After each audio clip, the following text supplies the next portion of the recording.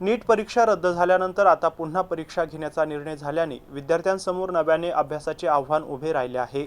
छत्रपती संभाजीनगरातील तब्बल 17,000 विद्यार्थी या निर्णयामुळे प्रभावित झाले असून अनेकांमध्ये तणाव आणि संभ्रमाचे वातावरण आहे।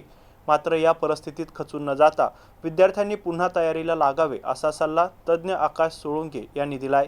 ही दुसरी संधी समजून विद्यार्थ्यांनी अभ्यासात सातत्य ठेवावे, वेळेचे योग्य नियोजन करून आत्मविश्वासाने पुन्हा परीक्षेला सामोरे जावे असे आवाहन त्यांनी केलंय। नमस्कार। आता जी 3 मे रोजी जी नीटची एक्झाम झाली होती तर ती शेवटी कॅन्सल करण्यात आलेली आहे आणि त्याचं कारण म्हणजे पेपर लीक झालाय। तर छत्रपती संभाजीनगरचे 17,000 विद्यार्थी होते। संपूर्ण महाराष्ट्रातून 3.5 लाखच्या आसपास विद्यार्थ्यांनी परीक्षा दिलेली होती आणि संपूर्ण भारतातून 22 लाखाच्या आसपास विद्यार्थ्यांनी परीक्षा दिलेली होती। तर आता ऑब्विसली परीक्षा रीनीट होणार आहे। आता नवीन एक्झाम घ्यायची म्हटल्यानंतर प्रशासनावरती तेवढा ताण पण येणार, NTA वरती ताण येणार। परंतु याचं बेसिक जे आहे, मेन कारण जे आहेत का म्हणून पेपर नेहमी फुटतायत, 2024ला पेपर फुटलाय, त्याच्यावरती कोणतरी रिस्पॉन्सिबिलिटी घ्यायला पाहिजे। तरी आपण जो आता म्हणतोय की मेन सूत्रधार शुभम खैरनार असं समथिंग काहीतरी नाव घेतलंय, परंतु खरा सूत्रधार जो आहे तो कुठेतरी बाजूला राहतो आणि असंच कोणीतरी या मुलांचं नाव घेतलं जातं आणि तिथंच मोठं नुकसान होतं। तर जो संबंधित अधिकारी असेल त्याच्यावरती कडक कारवाई झाली पाहिजे। यासोबतच सर, आता जे विद्यार्थी आहे यांच्यावरती बऱ्याच जणांवरती मानसिक ताण आलेला आहे। एवढा ऊन होतं, एवढ्या उन्हामध्ये अनेक विद्यार्थ्यांनी येऊन परीक्षा दिली, त्यांच्यासाठी काय? होय, फार महत्वाचं।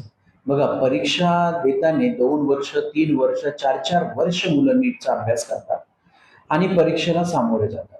आता ही फायनल एक्झाम म्हणून पूर्ण फायनल तर त्यांची मानसिक तयारी सुद्धा असते, परंतु अचानक जेव्हा कळतं की आपण परीक्षा देऊन आलोय आणि नंतर कळतं की एक्झाम कॅन्सल झाली, तर त्यांच्या मानसिकतेवरती पुष्कळ परिणाम, म्हणजे मानसिकतेवरती परिणाम होणारच, विषयच नाहीये। परंतु इथं आपण निगेटिव्ह न होता मी विद्यार्थ्यांना एक असं आव्हान करतोय की ही चूक आहेच, त्यात विषयच नाहीये, परंतु आपल्याला न घाबरता, न डगमगता, आपला कॉन्फिडन्स कुठं न कमी होऊ देता आपण परत जिथं आपण सुरुवातीला क्लास लावले असेल ते किंवा दुसरीकडं आपण त्या एक्झाम देऊन, म्हणजे त्यांचे मॉक टेस्ट देणं सुरू ठेवावी, अभ्यास सुरू ठेवावा, जेणेकरून आपल्याला जो पण काही पेपरमध्ये मागच्या चुका झालेल्या असतील ती सुधारण्याची परत एक सुवर्ण संधी आपल्याला एक महिनाभराच्या अंतरमध्ये भेटणार आहे। त्यामुळं या विद्यार्थ्यांनी पॉझिटिव्हली घ्यावं आणि जो ताण त्यांच्या डोक्यावरती आलेला आहे की परत परीक्षा द्यायची आहे, तर यावरती तुम्ही याचा तुम्ही फायदा घ्यायचा आहे विद्यार्थी मित्रांना मी सांगू इच्छितो।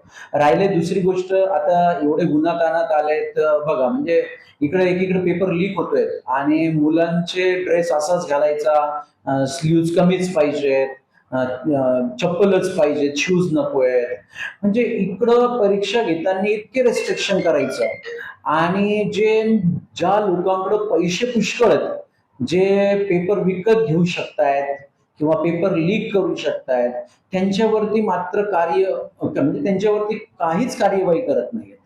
तर ही गोष्ट मात्र खरंच शोकांतिक आहे। दुसरा विषय जो आहे तो म्हणजे आर्थिक। ऑब्विसली विद्यार्थ्यांना